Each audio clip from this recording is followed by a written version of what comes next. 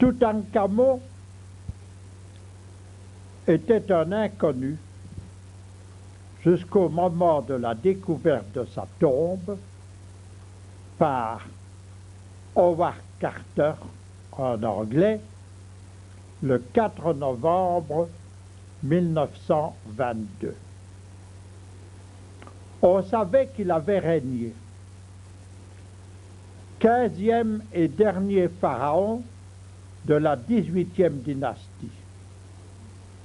On savait qu'il était mort très jeune, et c'était tout. Mais la découverte de sa tombe lui donne un renom extraordinaire parce que, grâce à cette découverte, on connaît la civilisation égyptienne telle qu'elle existait à cette belle époque, dans toute sa beauté, dans toute sa splendeur. Je vous présente d'abord le personnage. Une petite statue trouvée à l'entrée de la tombe représentant Toutankhamon enfant. Il n'est pas encore roi. Cette statue est en bois polychromé. Vous voyez sa tête qui surgit d'une fleur de lotus. La fleur de lotus, c'est le symbole de la joie. Cela semble signifier l'enfance, notre joie. Dans la tombe de Toutankhamon, on découvrira ce coffret à 2 compartiments qui contenait des vases avec des parfums.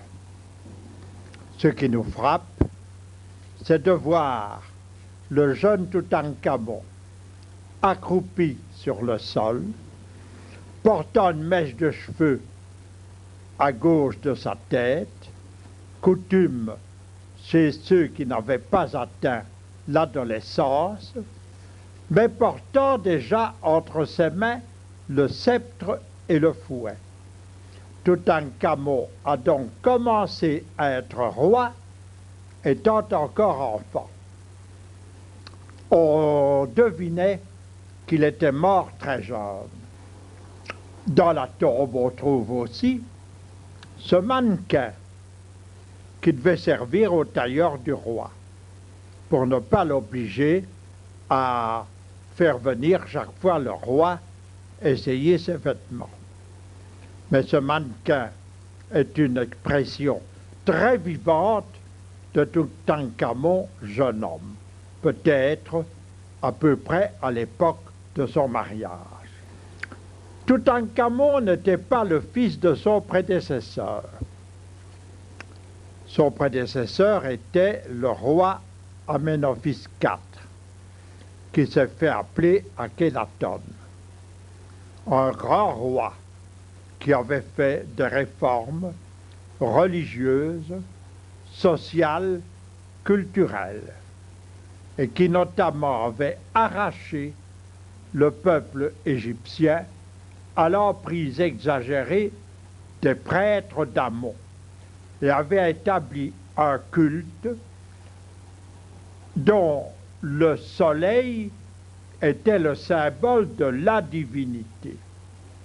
Il était monothéiste, comme le seront les Juifs, comme le sont les chrétiens, comme le sont les musulmans. Ce roi avait épousé une charmante princesse, la reine Néfertiti, dont voici la statue qui se trouve au musée de Berlin. La reine Néfertiti avait donné 6 filles au roi, pas de fils. Nous ne dirons pas que c'était trop de filles, ce ne serait pas aimable, mais c'était trop peu de garçons, il n'y en avait pas. Et pour que la couronne reste dans la lignée selon le sang, un des jeunes frères d'Amenophis IV, Toutankhamon, a épousé une des 6 filles de Néfertiti et d'Amenophis IV. Il existe plusieurs stèles, d'après les années du règne, où l'on voit des scènes représentant le roi Amenophis IV et la reine Néfertiti. Et ici, il y a déjà 3 enfants. Vous voyez que le père tient de ses filles dans ses bras, la mère en a une sur ses genoux et une autre à son épaule. Et cette scène est éclairée par le soleil, le symbole de Ra, le symbole de la divinité. Et vous pouvez remarquer que les rayons du soleil se terminent par des mains caressantes. Ce sont les bienfaits de la divinité.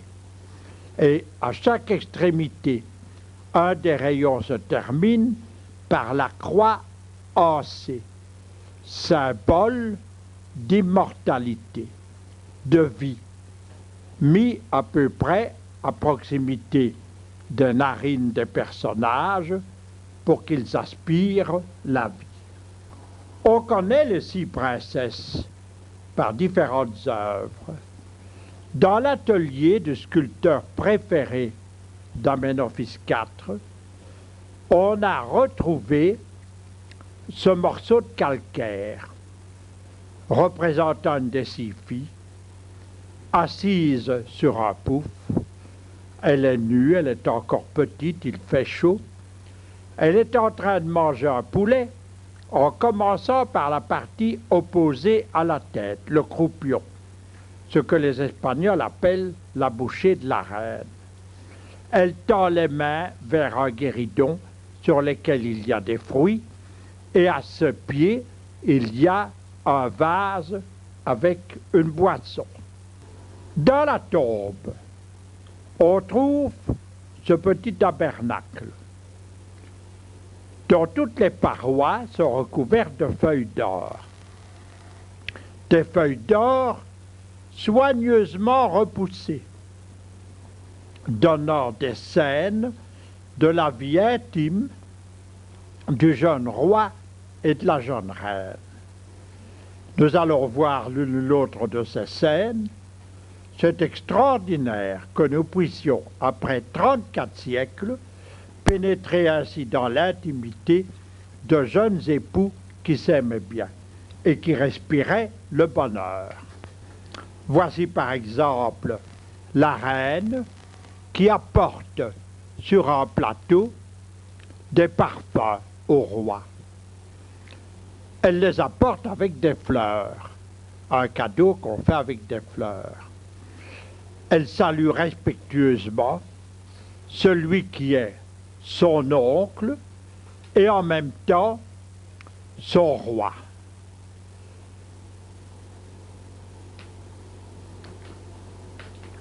Vous voyez comme cette scène est charmante. Remarquez le siège sur lequel est assis le roi. Vous allez être frappé de la variété du mobilier que l'on trouve dans ce tombeau, de la richesse de ce mobilier. Et le roi est assis nonchalamment sur un coussin et il accepte les hommages de la reine. Ici encore, la reine lui attache un collier, une collerette. Et le roi se trouve sur une chaise d'un autre genre que la précédente. Remarquez les sandales du roi qui sont à la mode à notre époque sur les plages. On est frappé de l'expression de vie qu'il y a dans toutes ces scènes. La reine a été aimable pour le roi, au roi d'être aimable pour sa jeune épouse, comme doivent l'être tous les bons maris du monde.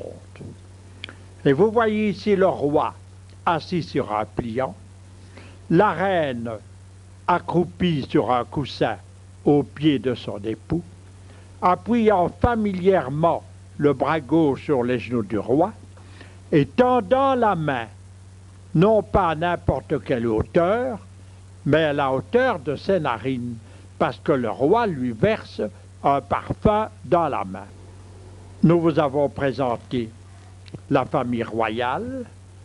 Nous vous signalons que les parents d'Amenophis IV et probablement aussi de Toutankhamon sont leur grand roi bâtisseur Amenophis III et la reine Tille.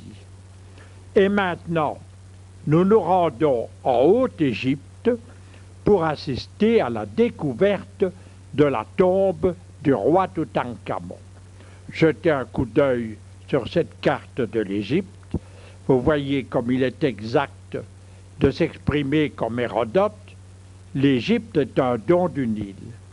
Car si le Nil ne coulait pas du sud au nord, répandant ses alluvions, ce serait partout le désert, comme le désert d'Arabie, le désert de Libye. Nous ne pouvons pas nous attarder à Memphis, qui fut une des deux capitales des rois d'Égypte. Et à cette époque, on enterrait les rois dans des pyramides. Nous allons remonter le Nil jusqu'à la boucle que vous voyez, où il est marqué Thèbes. Et nous allons traverser le Nil vers l'ouest, parce que sur la rive orientale, c'étaient les villes des vivants, c'étaient les temples religieux, mais sur la rive occidentale, c'étaient les nécropoles, les villes des morts. Et à l'époque de Toutankhamon, on enterrait dans ce qu'on appelle la vallée des rois, qui se trouvait à l'abri des inondations, et c'est ainsi que l'Égypte nous livre intacts les trésors du passé.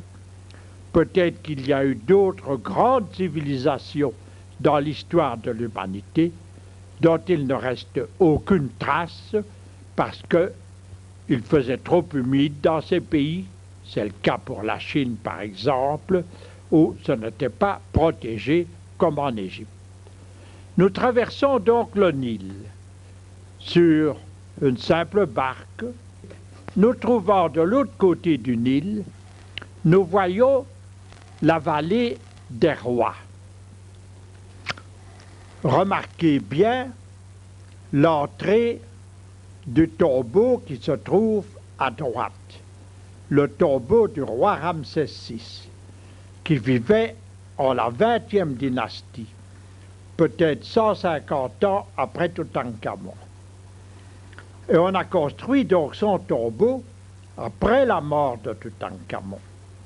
Et c'est précisément parce qu'on a construit ce tombeau qu'on a jeté tous les débris, puisque c'était creusé dans le rocher, devant l'entrée, que l'entrée de la tombe du roi Toutankhamon a disparu depuis une trentaine de siècles. On ne l'a plus retrouvée et c'est la découverte que va faire Howard Carter. Nous revoyons à peu près la même vue que précédemment. Précédemment, c'était avant la découverte. Maintenant, la découverte est faite. Au pied du tombeau de Ramsès VI, on vient de construire un mur pour empêcher que le terrain ne s'éboule sur les marches d'escalier qui conduisent à l'entrée de la tombe de Toutankhamon. C'est donc à votre droite, à la droite de l'entrée de la tombe de Ramsès VI. Et au-dessus, vous voyez les restes de maisons d'ouvriers qui, dans l'Antiquité, ont travaillé à la construction des tombeaux. 4 novembre 1922. Le matin, en arrivant au chantier, Carter est frappé du silence des ouvriers. On vient de découvrir la première marche d'un escalier qui manifestement conduit à une tombe. Et à la fin de la journée, on avait déjà dégagé toute cette partie supérieure, quelques-unes des premières marches, et on va y apparaître une porte murée. Mais vous remarquez qu'à droite, il y a eu des remaniements dans la porte murée. La tombe a été visitée par des voleurs. Sans doute dans la plus haute antiquité. Mais vous comprenez l'émotion d'Howard Carter qui se dit que peut-être, comme ses prédécesseurs, comme Maspero, qui fut le maître de mon père Jean Capart, ont découvert des tombeaux qui étaient complètement vides. Est-ce que ce tombeau-ci contiendra encore quelque chose? Howard Carter fait déblayer l'escalier, télégraphie à Lord Carnarvon le mécène qu'il vient de faire une découverte. Lord Carnarvon était à Londres, ou dans son château, et Lord Carnarvon annonce qu'il se met de suite en route pour arriver au Caire. Et il arrivera au Caire vers le 20 novembre. Alors ils descendront ces 16 marches d'escalier et ils se trouveront à l'entrée d'un corridor, encore fermé par une porte. Voyez bien le plan. Un couloir assez étroit, environ 1,60 m de large, peut-être une dizaine de mètres de longueur, une deuxième porte murée, une chambre qu'on a appelée antichambre, parce qu'elle précède la chambre principale d'un tombeau, c'est la chambre où se trouve la momie. À votre droite, un mur qui a été bâti, une porte murée. Au-delà, nous découvrirons la chambre sépulcrale, la chambre du tombeau. À droite de la chambre du tombeau, une petite chambre que Carnarvon a appelée le trésor. C'est là, en fait, que se trouvent la plupart des plus beaux objets, alors qu'il y en a beaucoup aussi dans les autres chambres.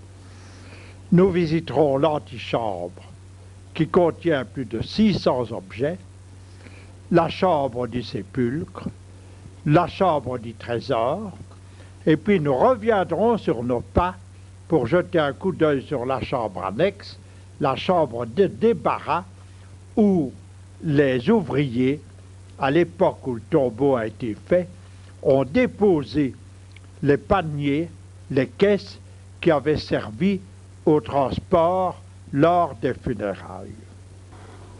C'est seulement le 25 novembre 1922 qu'une brèche est faite dans la porte qui donne à la première chambre.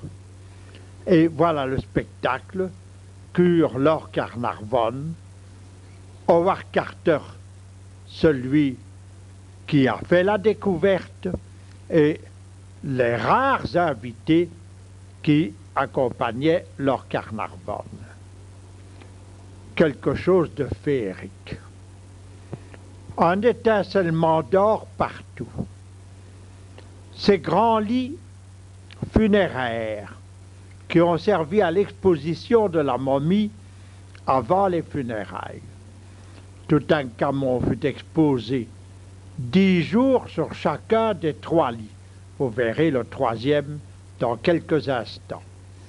Et ces lits ont le premier une tête d'hippopotame, le second une tête de vache et le 3e une tête de lion. Des symboles de divinité, par exemple la tête de vache, le symbole du génie Hathor.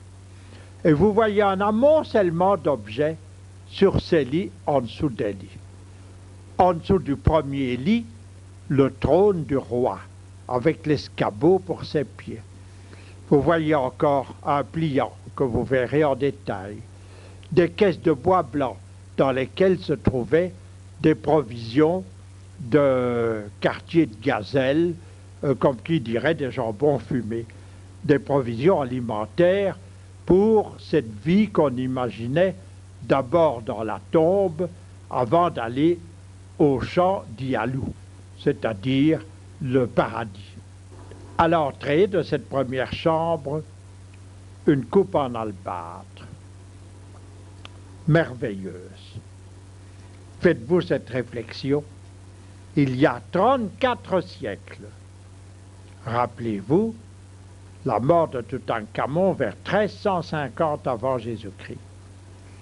Il y a 34 siècles, on a remis à un artisan un bloc d'albâtre et il en a fait jaillir toute d'une pièce ce vase avec ses pétales de lotus, avec ses tiges de lotus sur lesquelles il y a 2 figurines féminines sur des petites barques qui tiennent la croix en C, symbole de vie et d'immortalité. Et sur la lèvre du vase, en hiéroglyphe, un souhait.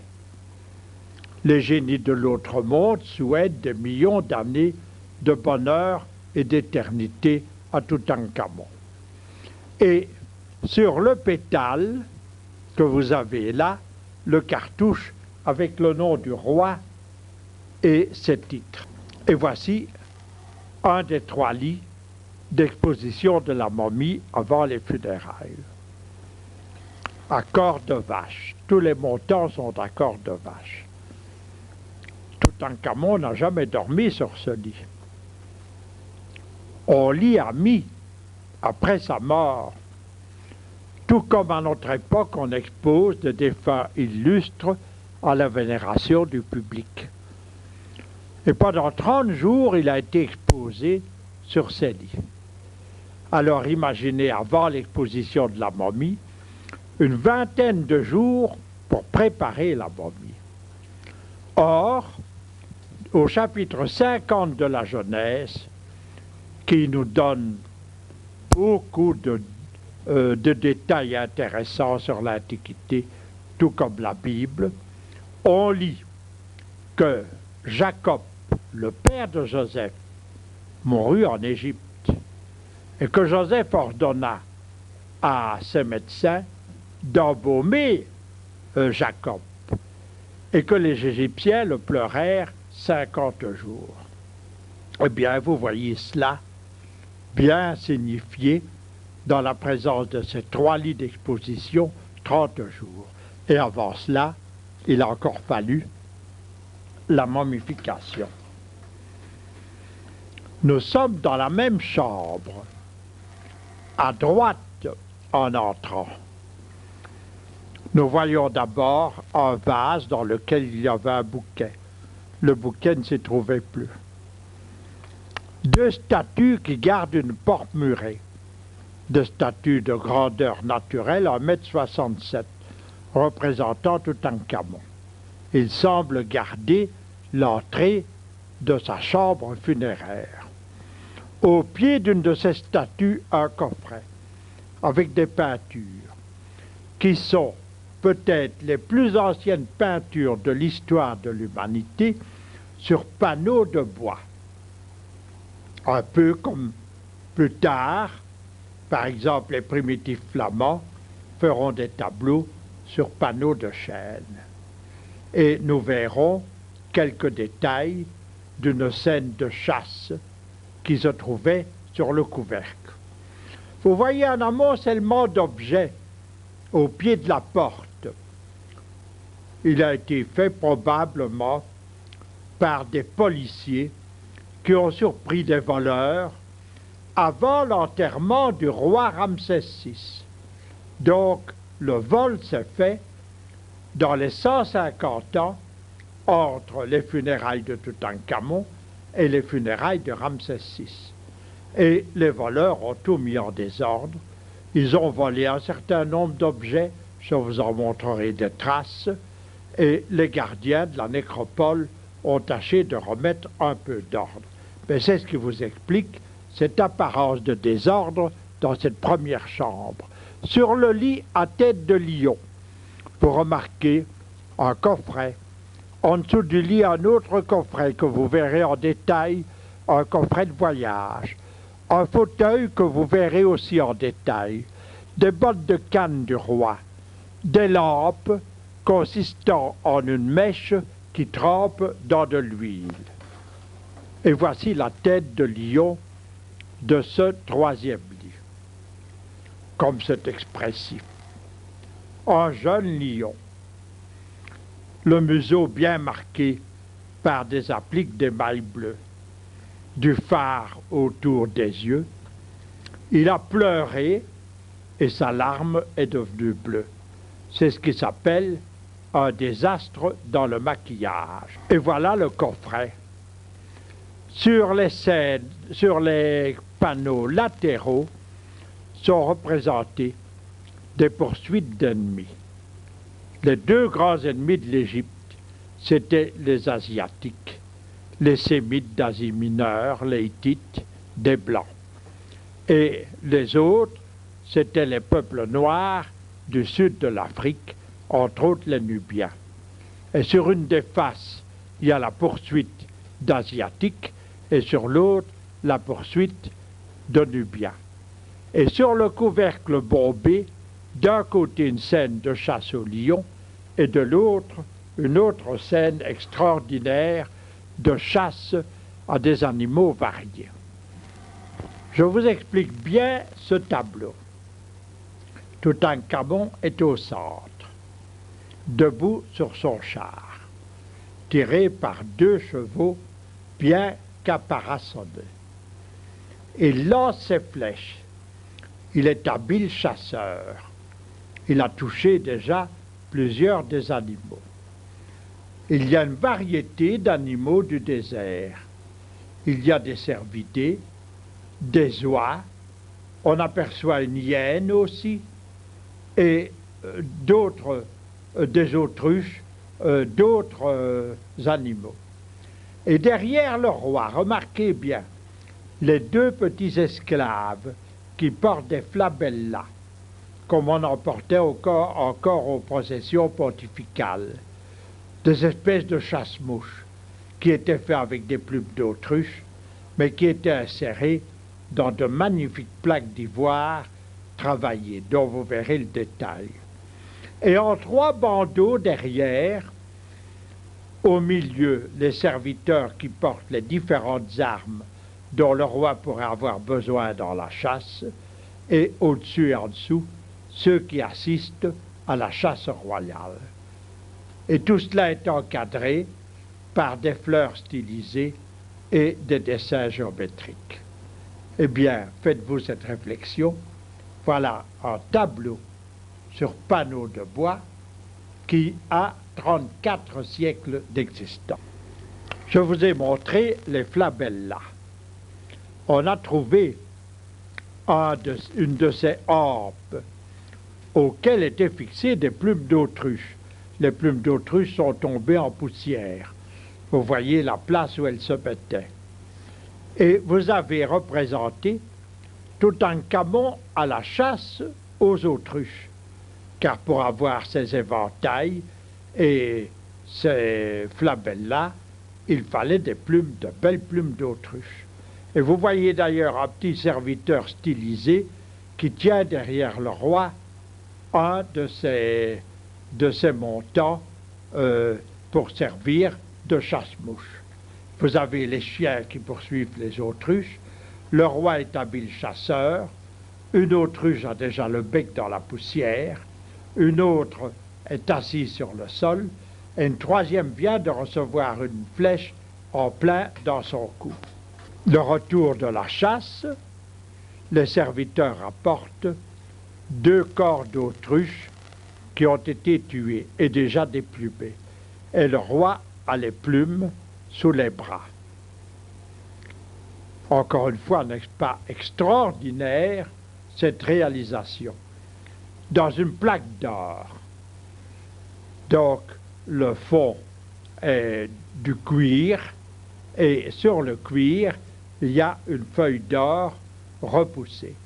Comme autrefois, dans ma jeunesse, je voyais des dames qui faisaient des objets en étain repoussé. Vous avez pu vous apercevoir d'un trait de caractère du roi. Il aime la chasse. Il est sportif sur ce point. Les Égyptiens étaient moins sportifs que les Grecs, mais ils avaient cependant des sports comme les joutes nautiques sur le Nil, en barque, et ils avaient la chasse. Et ici, vous voyez, dans un des petits panneaux en or du tabernacle que je vous ai montré tantôt, vous apercevez Toutankhamon à la chasse aux oiseaux d'eau. Il vient de perforer un canard qui n'a pas le temps de tomber sur le sol. Il lance déjà une autre flèche et la reine Ankhésénamon lui montre de l'index, le doigt dont nous nous servons toujours pour montrer, une canne et ses canetons sur le nid. Semble lui dire « Ah, ils sont sur le point de s'envoler, ils sont gras et tendres, ils doivent venir sur notre table. » Et pour que le roi ne perde pas de temps, la reine lui tend de la main droite une flèche préparée. Le roi est assis sur un pliant, c'est bien le siège qui convient pour la chasse, et à côté de lui, il a son lion familier. Et voici un détail de la reine qui montre les oiseaux. Encore une fois, vous voyez comme c'est charmant. La reine aimait à participer aux loisirs de son mari. Sans doute ne lui permettait-on pas d'assister à la chasse au lion, c'était trop dangereux, ou à la chasse à l'hippopotame. Mais la chasse à l'affût des oiseaux d'eau, cela lui convenait parfaitement. J'ai insisté sur le fait que Toutankhamon était un passionné de la chasse. Et ce qu'il prouve, entre autres, c'est le grand nombre d'armes, de glaives, de flèches qu'on a trouvées dans son tombeau. Mais aussi cette merveilleuse statue en bois doré. Vous voyez Toutankhamon debout sur une pirogue, ce qui sert pour la chasse à l'hippopotame. Et il va lancer un javelot. Et ce javelot avait une corde, mais qui a été brisée, qui le retenait, de façon à ce que s'il ne touchait pas l'hippopotame, il puisse récupérer son arme. Vous voudrez bien être attentif au mouvement qu'il y a dans cette statue. Un pied en avant et l'autre pied étendu en arrière. La posture qu'on prend, par exemple, quand on livre une balle au tennis. Il y a du mouvement dans cette statue. Or, quand j'étais jeune élève, un professeur d'histoire osait nous dire « La statuaire égyptienne est lourde, colossale, elle manque de mouvement. Il faudra attendre les Grecs avec le discobole de Miro pour avoir des statues vivantes. » Eh bien, 9 siècles avant le grand siècle de l'art grec, le siècle de Périclès, avant la statue de Byron, regardez comme les Égyptiens avaient le sens d'une statue vivante, sachant exprimer le mouvement. Ils devaient avoir des loisirs. Et parmi les loisirs, il y avait les voyages. Les voyages sur le Nil. Et on a trouvé toute une série de maquettes de bateaux qui devaient être à la disposition du roi Toutankhamon. Et entre autres ce bateau-ci, avec une salle au milieu pour le roi et la reine, pour les mettre à l'abri du soleil. Et vous avez alors à l'avant ce qui servait non pas de rame, mais de gouvernail, et tout à fait en arrière se tenait un pilote. Probablement que la barque était maniée par des rameurs. Alors vous voyez, ils avaient des loisirs, ils voyageaient. Et je vous ai dit que il y avait aussi des joutes sur la mer où l'on se combattait à bateau, comme on le voit par exemple sur des bas-reliefs. Mais le soir vient vite en Égypte. Le soir tombe vers 6 heures et la nuit est à peu près de 12 heures. Ce n'est pas comme chez nous en été. Et on devait pouvoir s'éclairer. Eh bien, voilà une lampe de chevet.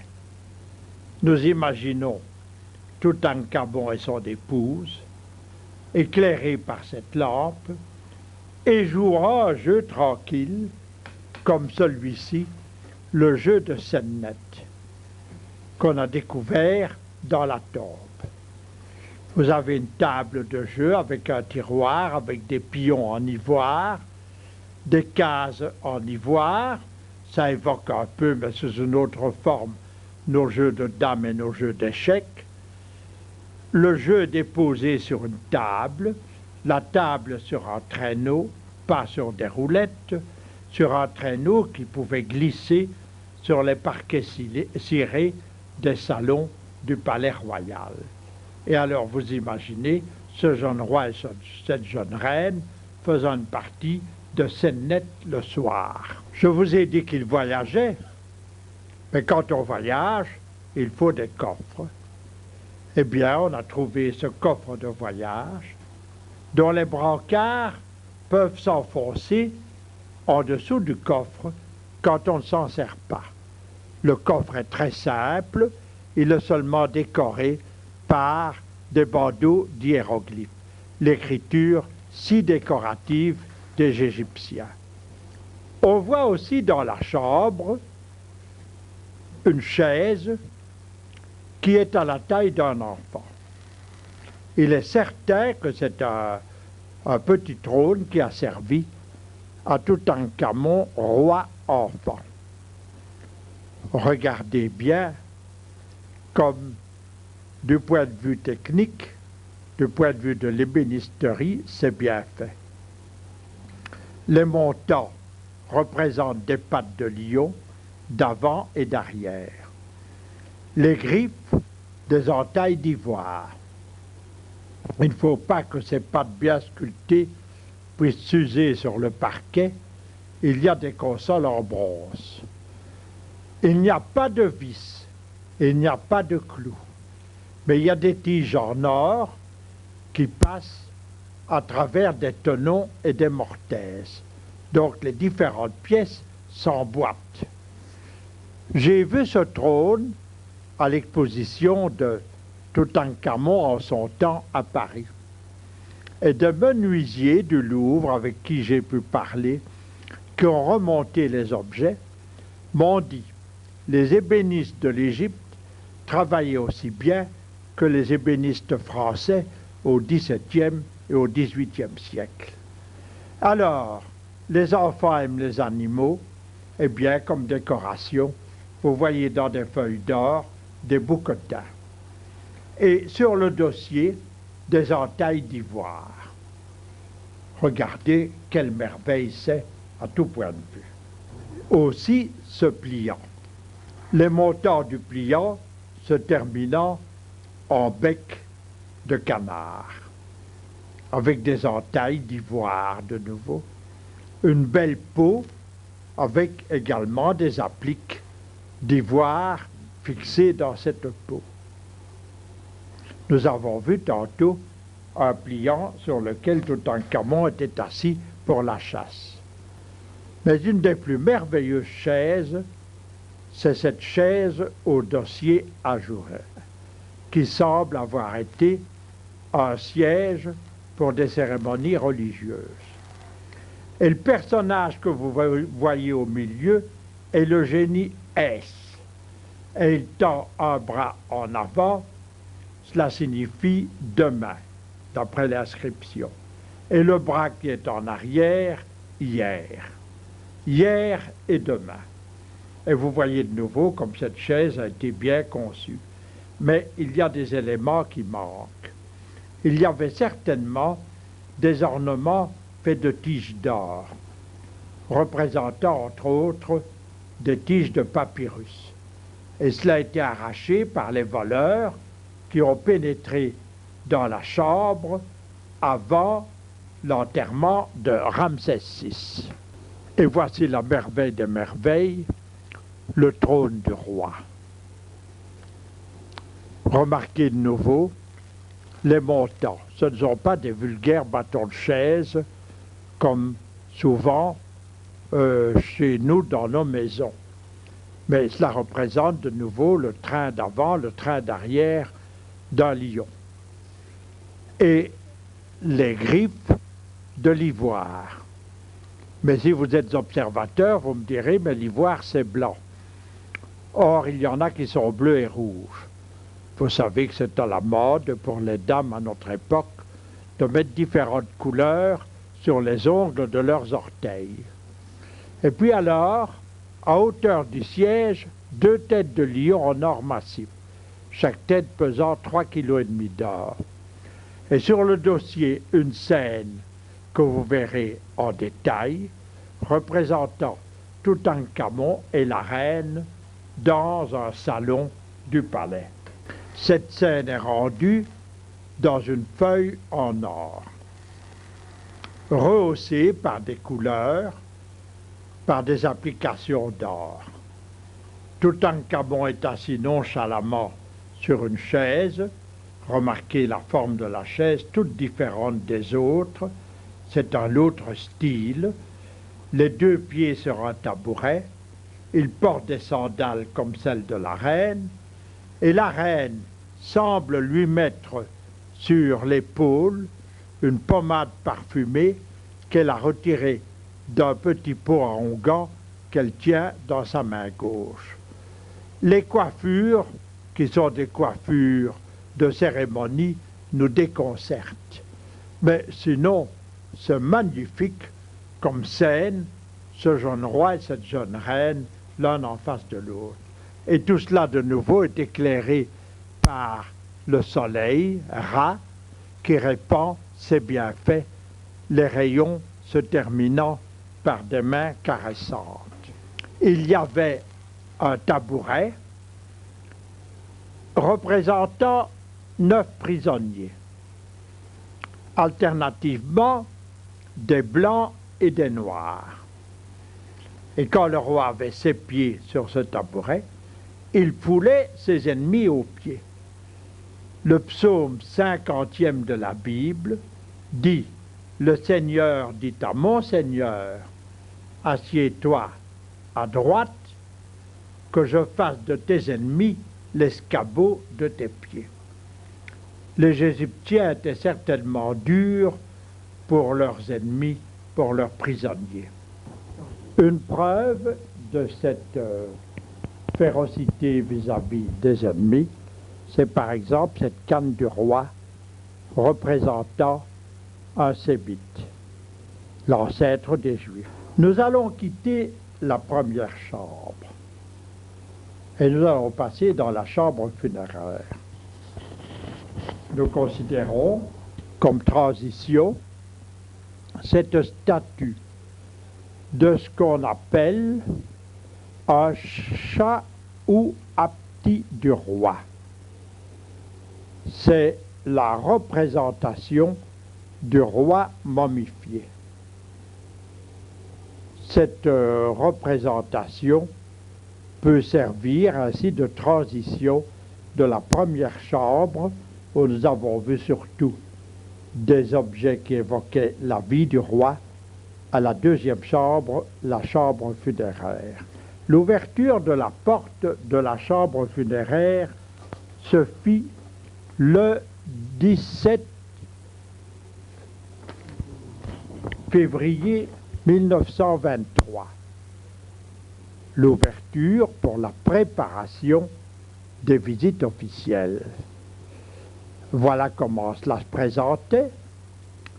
La porte murée, les 2 statues, le désordre qui masque un petit trou qui avait été fait dans l'Antiquité et qui peut-être a été agrandi par la suite.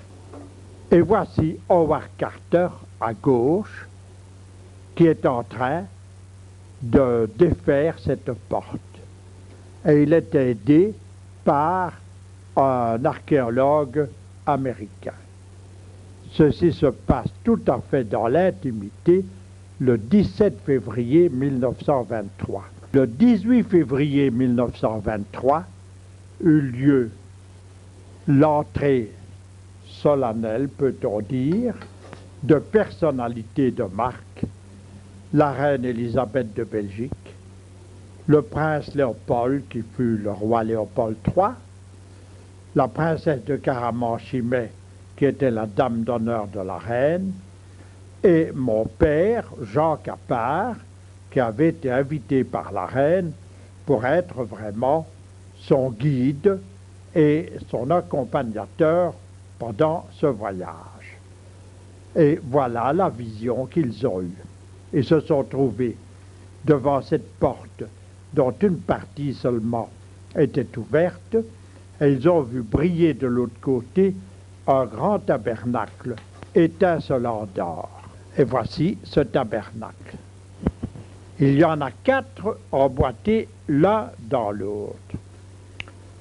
À l'époque de cette découverte, 18 février 1923, la photographie en couleur était encore dans cet tâtonnement. Aussi, vous ne verrez guère qu'une photo en couleur qui a été donnée dans l'illustration de Paris à l'époque.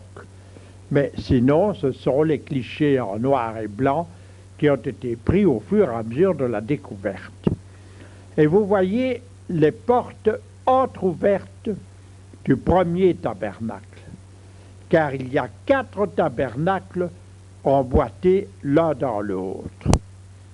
Ces portes ont été ouvertes en présence de la reine Élisabeth, de Lord Carnarvon, de personnalités du monde égyptien, de mon père, le jour que je vous ai dit, le 18 février 1923. Et ils ont vu un amoncellement d'objets entre les portes du premier tabernacle et d'un second tabernacle. Et voici cet amoncellement. Vous voyez à gauche un vase assez bizarre, un vase brûle-parfum, et vous voyez à droite, sur le sol, un vase dont le couvercle est surmonté d'un lion. Vous remarquez ces numéros qui ont été mis immédiatement par Howard Carter, de façon à avoir un inventaire par la photographie. Howard Carter a été un excellent technicien des fouilles. Et malgré tous les ennuis qu'il a eus, à cause de son caractère, on doit lui rendre cet hommage que grâce à lui, on a pu sauver tout ce qu'il y avait moyen de sauver de cette découverte fabuleuse qui nous rend les rites funéraires de l'Égypte d'une manière que nous connaissions très imparfaitement. Il y avait un grand rideau qui s'était effondré sous le poids des siècles et aussi des rosaces en cuivre qui étaient fixées. Et voici le vase à cosmétique du roi Toutankhamon qui se trouvait à cet endroit. Vous remarquez 4 têtes à la base du vase, 2 têtes de blanc, 2 têtes de noir. Toujours ce symbolisme des prisonniers, des ennemis écrasés. Sur la base du vase, une vache qu'embrasse un lion. Oh, non pas par affection, mais pour l'étrangler. Et le couvercle surmonté d'un lion qui tire la langue. Et ce couvercle pivote. Et à l'intérieur du vase, il y avait encore une poudre qui avait tendance à se fondre par la chaleur de la main et à dégager un parfum. Le vase à cosmétique du roi Toutankhamon. Ici, un incident. Lord Carnarvon meurt. Il est descendu une dernière fois dans la tombe, notamment avec la reine Élisabeth et mon père, à la fin du mois de février 1923. Et il avait à ce moment-là une blessure à la joue gauche.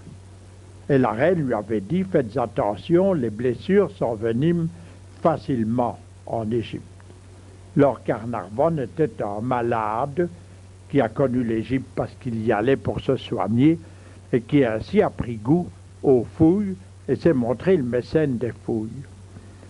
Et il est mort dans une clinique du Caire le 8 avril 1923.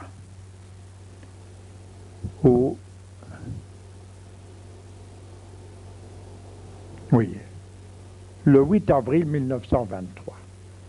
Et alors on a dit dans le monde entier, dans la presse, les vengeances du roi Toutankhamon contre les profanateurs de son tombeau. Ne soyons pas superstitieux, la pénicilline n'existait pas. Si on l'avait connue à cette époque, Lord Carnarvon aurait pu être sauvé. Il est mort tout simplement de septicémie, d'empoisonnement du sang. Et il n'a rien vu de tout ce qu'il y avait au-delà de ce que vous avez vu précédemment.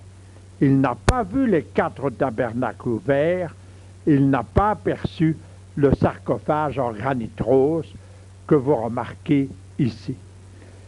Tout cela n'a pu être ouvert qu'en 1925. Il y eut des tractations très laborieuses avant de pouvoir continuer ces fouilles.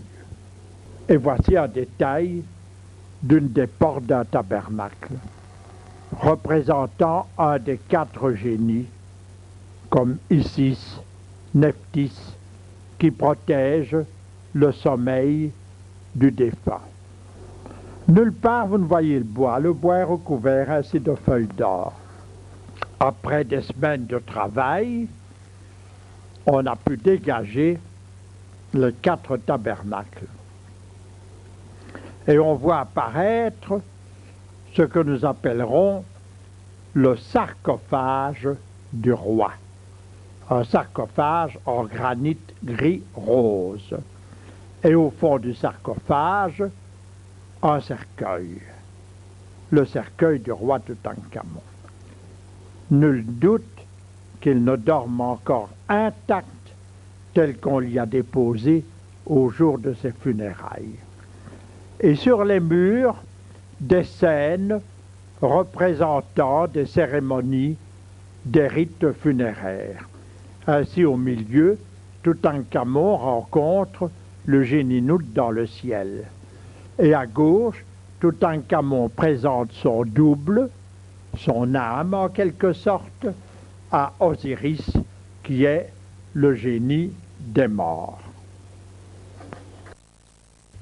Ce n'est que le 10 octobre 1925 que Howard Carter put ouvrir le premier cercueil de Toutankhamon, celui que vous avez vu dans la représentation précédente. Et ce n'est que le 28 octobre 1925 qu'il ouvre le deuxième cercueil, qu'il laisse apparaître le cercueil en or et qu'il peut ouvrir le cercueil en or. Il y a donc 3 cercueils.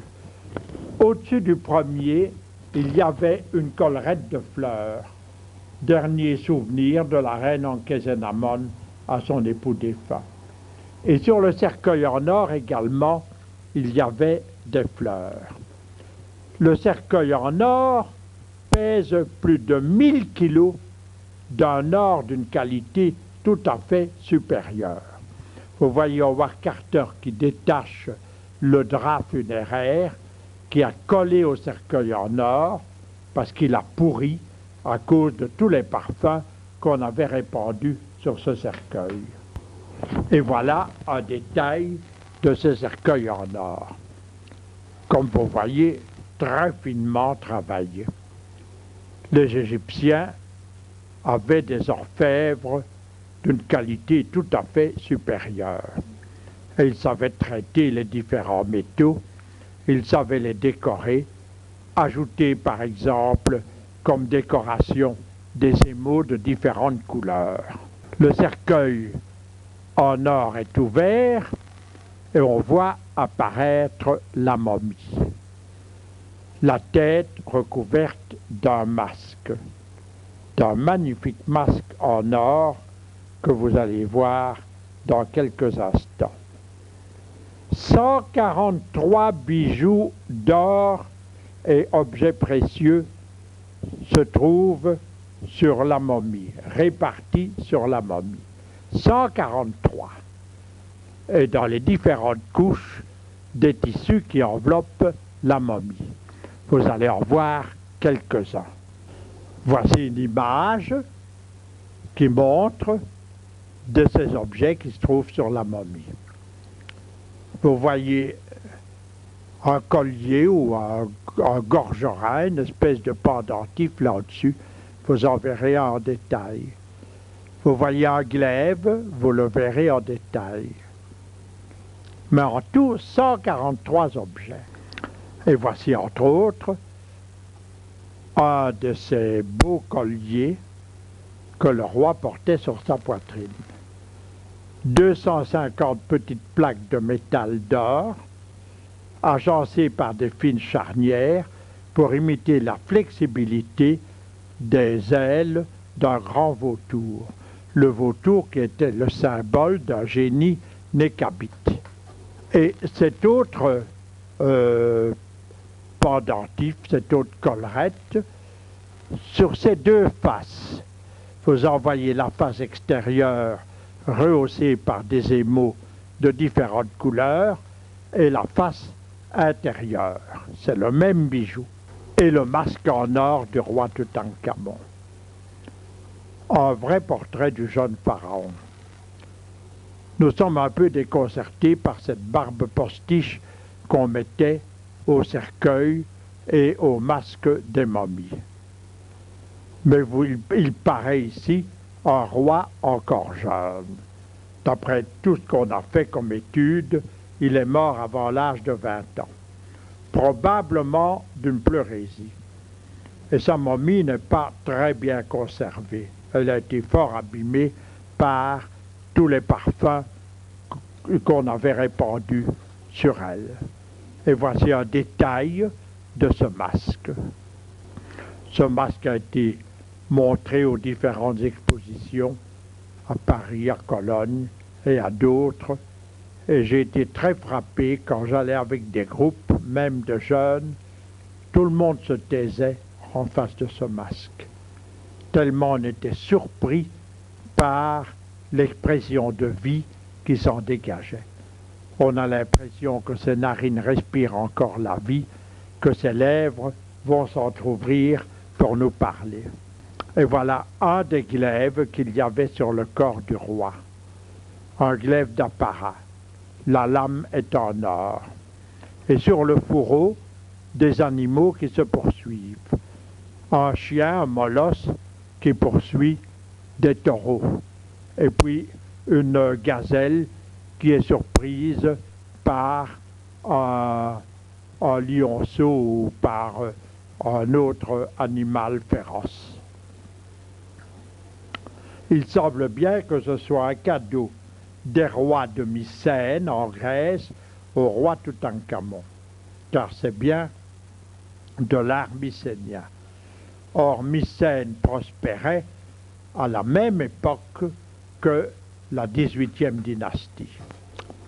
Et, pour terminer cette visite à la chambre funéraire, nous vous montrons ce qu'on appelle un cénotaphe, qui est très émouvant, parce que c'est le cadeau qu'a voulu faire un haut fonctionnaire ami du roi Toutankhamon. C'est sculpté très finement dans le bois, et les deux oiseaux représentent de nouveau hier et demain. le passé et l'avenir. Et il y a en hiéroglyphe des souhaits qui sont écrits. C'est donc un Shahuapti du roi, le représentant momifié. Face à la deuxième chambre, la chambre funéraire, une troisième chambre, celle que Howard Carter appelait la chambre du trésor, que nous préférons appeler la chambre des canopes. Le canope étant les canopes étant les vases qui se trouvent dans ce grand tabernacle que vous voyez au fond de la place et dans lequel on mettait les viscères momifiés. Sur le seuil de la chambre, un brancard de procession avec le génie Anubis, dont le totem est un chien, très magnifiquement sculpté, comme vous allez le voir mieux, dans du bois, et recouvert d'un châle. À gauche du brancard, des coffres remplis de bijoux entassés, de dizaines, de centaines, des maquettes de bateaux, je vous en ai montré une, et tout au fond, une caisse que vous devinez, dans laquelle il y a deux petits cercueils d'enfants, des fillettes mortes le jour de leur naissance. Il y a eu des enfants dans ce foyer, 2 fois endeuillés. Vous voyez le drame humain. Ces époux s'aimaient bien, on voyait qu'ils étaient heureux, qu'ils respiraient la joie, mais les épreuves sont survenues. Et puis Toutankhamon lui-même va mourir sans laisser d'héritier. Et vous remarquez déjà, tendant les bras le long de ce qu'on appelle le tabernacle des canopes, une statue représentant Isis. Et voilà le chien qui est le totem du génie Anubis, qui présidait aux cérémonies funéraires. C'est extraordinaire. Il a un collier qui est fait d'un ruban d'or et ses oreilles sont revêtues aussi de feuilles d'or. Et le tabernacle des canopes, gardé par 4 statues d'1,20 m de haut. Des statues qui n'ont pas été faites pour être vues par des yeux humains. Elles ont été faites pour le tombeau. Et elles regardent vers la porte comme pour menacer quiconque oserait s'introduire dans ce sanctuaire. Et voyez une de ces statues représentant Nephthys ou Isis, quelle splendeur du point de vue de la technique aussi. Ce qu'on appelle la technique du vêtement mouillé, qu'on connaît encore en sculpture, que les Égyptiens pratiquaient parfaitement, que les Grecs ont pratiqué, laissant voir les formes harmonieuses du corps à travers les tissus. Et remarquez la gravité de ce visage de femme qui sait qu'elle doit protéger un trésor. On démonte le tabernacle et on voit à l'intérieur du tabernacle, sur un traîneau, sur une base en argent doré, un vase sculpté dans de l'albâtre. Aux 4 angles, à nouveau, les génies que je vous ai présentés. L'écriture si hiéroglyphe, si décorative des Égyptiens que mon père lisait couramment. Remarquons en passant que en 1922, lors de la découverte de la tombe de Toutankhamon, il y avait juste un siècle que Jean-François Champollion avait fait la découverte de la lecture des hiéroglyphes. Et mon père, à cette époque, était chargé de conférences, notamment aux États-Unis, sur Champollion, avant de partir en Égypte pour la tombe du roi Toutankhamon. Vous remarquez que le couvercle est encore scellé. Il est intact, on n'a pas touché à cela. Et au bord du couvercle, de nouveau, des hiéroglyphes. Voilà le même vase sans le couvercle. On voit apparaître 4 têtes, qui sont les bouchons des 4 compartiments dans lesquels se trouvent 4 petits cercueils en or d'une trentaine de centimètres de haut, et dans chacun des cercueils, un viscère momifié du roi Toutankhamon. Par exemple, dans un des cercueils, l'estomac du roi Toutankhamon. Et voici le détail d'un de ces bouchons. De nouveau, une tête très expressive du jeune pharaon Toutankhamon. Ici, sans la barbe postiche. Et un des cercueils en or sur ses 2 faces. Les 2 faces externes sont décorées et les 2 faces internes sont décorées. Et il en est de même pour chacun des 4 cercueils. Il y avait encore bien d'autres objets dans cette chambre du trésor, cette chambre des canopes. Je vous en montre l'un ou l'autre avant de passer à la dernière chambre. Par exemple, ce coffret en bois, dont tous les montants sont recouverts de feuilles d'ivoire. Et sur les feuilles d'ivoire, de nouveau, l'écriture si décorative des Égyptiens, les hiéroglyphes. Et puis alors vous avez des tiges de plutôt la croix en C, alternant avec le sceptre. Le couvercle, il y a un anneau, un bouton en dessous qui sert de fermeture et un bouton au-dessus qui sert pour soulever le couvercle. Et dans cette caisse, il y avait, si j'ai bon souvenir, 28 petits casiers dans lesquels devaient se trouver des flacons avec des parfums. Un des flacons avait été volé, mais tous les flacons avaient été vidés de leurs parfums par les voleurs qui sont entrés dans la tombe avant l'enterrement de Ramsès VI. Nous revenons sur nos pas. Nous quittons la chambre de Canopes, nous retraversons la chambre funéraire, nous retraversons en diagonale la première chambre et nous voyons sous le premier lit un orifice qui a été fait dans un mur qui avait été bien fermé, manifestement fait par les voleurs de l'Antiquité. Sous le numéro 108, le tabernacle avec les plaques d'or dont je vous ai montré des scènes représentant la vie intime du roi et de la reine. Et on a découvert un bandeau comme un turban avec 8 bagues, c'est-à-dire un butin de voleurs.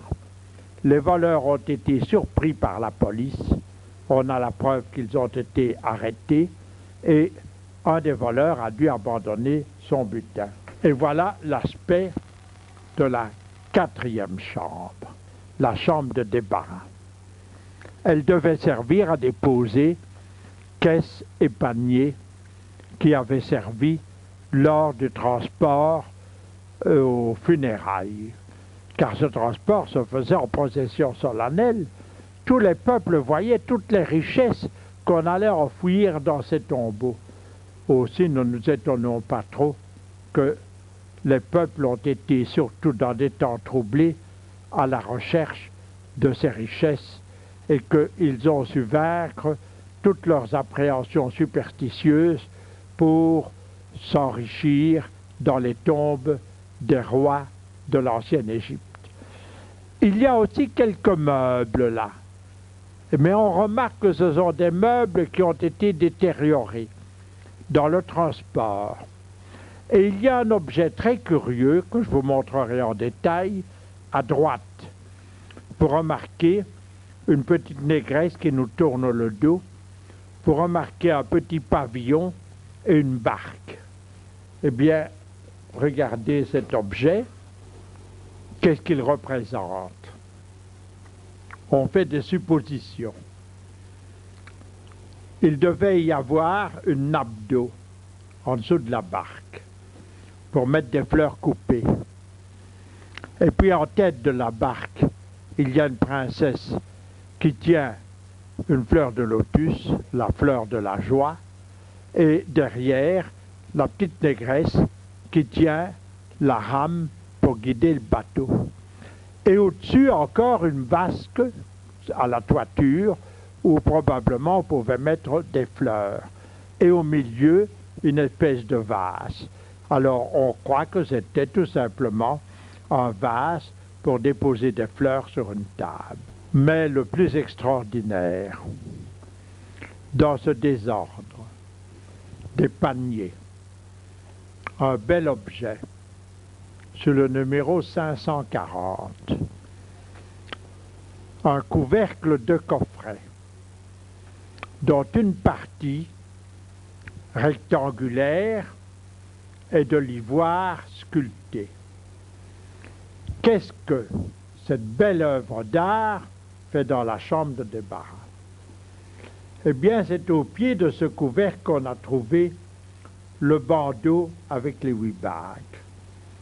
Un voleur avait essayé de se cacher, entendant la police de la nécropole qui était sur ses trousses, et quand il a été arrêté, il a abandonné son trésor. Mais nous allons voir ce trésor un peu en détail. Regardez d'abord le coffret. Sur les parois du côté, des scènes de chasse. Et sur le couvercle, le roi et la reine, dans un jardin stylisé du palais. Et c'est la dernière vision que je peux vous montrer du roi Toutankhamon et de la reine Ankhésénamon. Il n'y a pas de surface d'ivoire assez grande pour contenir les 2 personnages. Peu importe, on a bien ajusté des plaques d'ivoire avec des tenons et des mortaises. Et en dessous, un bandeau en ivoire avec des jeunes filles qui recueillent des fruits dans des corbeilles. Alors remarquez comme c'est gracieux, la jeune reine Ankhésénamon qui offre 2 bouquets de fleurs montées au jeune roi Toutankhamon. Et le jeune roi Toutankhamon fait un geste d'admiration heureuse. Je dis dernière vision que je peux vous en montrer. Le roi meurt, la reine est obligée d'épouser son successeur qui est un vieillard haï, et puis après un usurpateur l'oblige aussi à l'épouser, et certainement qu'elle a connu bien du malheur. On n'a pas retrouvé sa tombe, peut-être que sa tombe existe encore. Et je crois qu'il vous plaira de voir pour terminer cette belle évocation de Toutankhamon enfant. Tout a commencé à son enfance, sa vie ne fut pas longue, il semble qu'il ait connu des jours heureux avec sa jeune épouse, et il était certainement lui aussi un monothéiste. Il y a non pas dans sa tombe, mais dans un écrit de cette époque, un texte qui nous dit « J'ai connu Dieu parmi les hommes et je l'ai aimé ». Et ainsi se termine la présentation de ma conférence sur Toutankhamon. Mais si vous le voulez bien, j'ajoute maintenant quelques mots qui vous intéresseront. La première fois que j'ai donné cette conférence, c'est à la demande de mon père, en 1930, au collège de Verviers, avec des clichés que me prêtait mon père. Et par la suite, on m'a demandé fréquemment cette conférence. Je l'ai donnée dans de nombreuses universités, dans des institutions culturelles, dans des collèges et autres établissements scolaires, surtout dans les 20 dernières années de ma vie. Et cela dans 15 pays différents, d'Europe, d'Amérique latine et d'Afrique, l'Algérie, où je suis allé 2 fois. On pourra dire comment est-ce qu'un prêtre qui avait tant d'activités déjà pour s'occuper de jeunes de la Joque, de jeunes juifs à sauver, pouvait encore donner des conférences sur Toutankhamon et sur d'autres sujets, sur la Grèce, sur les peintres dits primitifs flamands, sur le yoga. Eh bien, ce fut un instrument d'apostolat. D'abord, par l'élévation des esprits, la richesse culturelle que donnait cette conférence sur Toutankhamon, et puis aussi parce que très fréquemment, donnant cette conférence, on m'a invité pour prêcher des retraites aux jeunes. Si bien que j'ai trouvé un grand instrument d'apostolat en donnant la conférence sur Toutankhamon. Il n'a pas été pour moi un malfaiteur qui s'est vengé, il a été un bienfaiteur. Et de plus, je vous dis ça bien simplement, il m'a permis de trouver des ressources abondantes, des aumônes abondantes pour aider des jeunes en détresse et pour sauver les jeunes juifs. Alors, je suis content de ce que, ayant vécu dans le milieu de mes parents, en contact avec mon père, l'égyptologue Jean Capart, j'ai pu prendre connaissance de cette merveilleuse civilisation égyptienne et dans la suite de la tombe du roi Toutankhamon, et que ce fut pour moi un instrument d'apostolat au service du Christ.